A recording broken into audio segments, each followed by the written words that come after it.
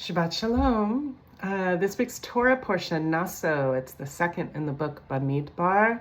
It is the longest Torah reading, and Naso translates to meaning lift up.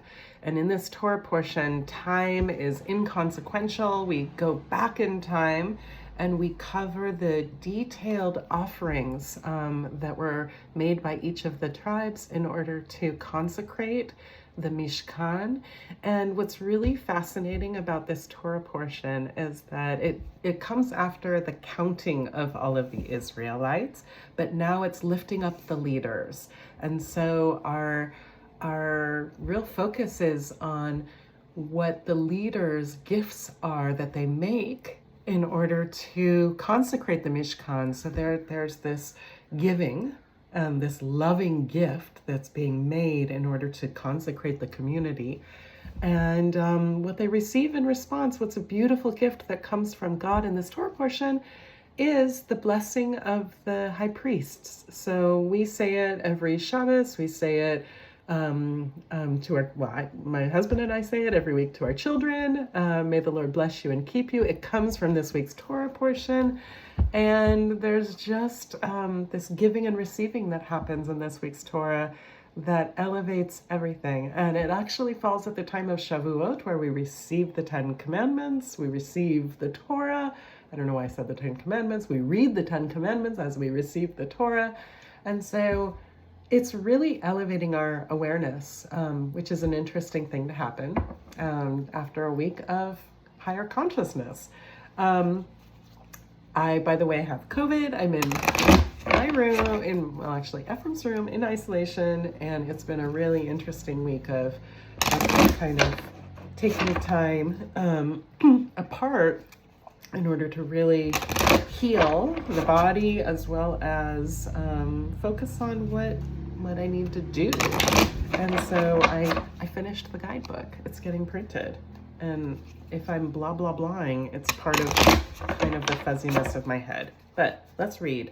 So I'm going to take mind, body, heart, separate them out. And again, I'm going to turn and climb the mountain. We are always climbing this mountain, but when I join you on this Torah reading, it's like we're climbing the mountain together. So specifically looking deeply into Naso and what we can learn from this week's Torah, we begin here with the foundation, how we enter this week's Torah. Oh my gosh. So in the realm of the body, the capacity that we have to do what we need to do, to live out our purpose, is really why we're here. And I certainly, in having COVID, I'm entering into this week's Torah with not being able to do everything that I need to do in this world. So that matches me. Maybe not you, though. The energy that we need in order to really bring this week's Torah in is, okay, I guess this was really written for me. Yes, absolutely. I need to renew my health. Thank you. The Torah, the lesson of this week's Torah.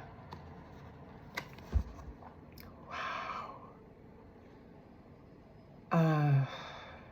This is really powerful for me.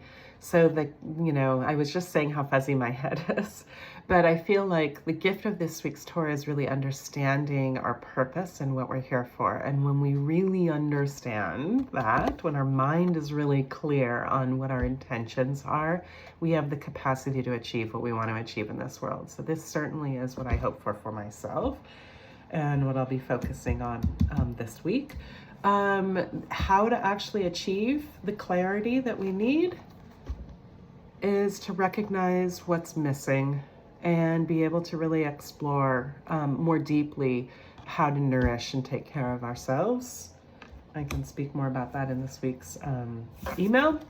And the outcome of this week is that we make it through and get past whatever the blockages are that have been keeping us held back, which is great. Shabbat Shalom.